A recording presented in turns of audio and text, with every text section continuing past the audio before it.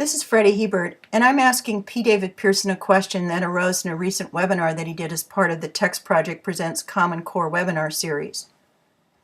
In that webinar, David, you talked about the lack of evidence for many of the specific grade-by-grade progressions. Can you comment on what states, districts, schools might do to contend with some of these oddities and grade-to-grade standards?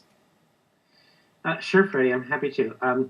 Well, first and foremost, I think that groups of teachers at the school or district level working in grade level bands like K2, 3, 5, middle or high school should get together and assess the logic and the practicality of the progressions that they see in the current standards. It's that kind of analysis, by the way, that led me and others to wonder about the validity of these progressions in the first place. Do the progressions jive with what we know about student development and about the text demands that we ask our students to meet?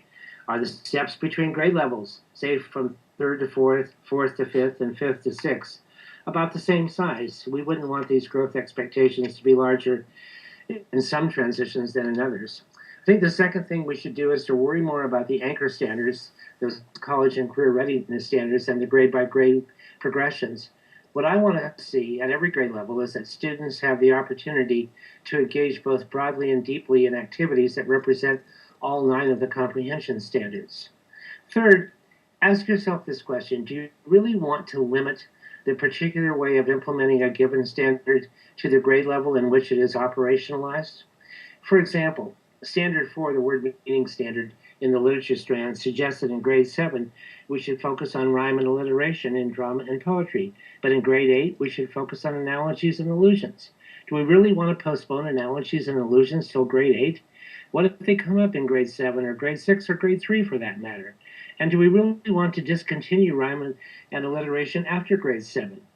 That's why I think we should monitor it all at the anchor standard level.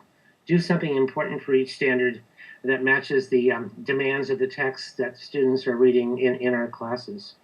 Fourth and finally, let the designers of the standards know when things are out of whack, when the 4th grade version is harder than the 5th grade version.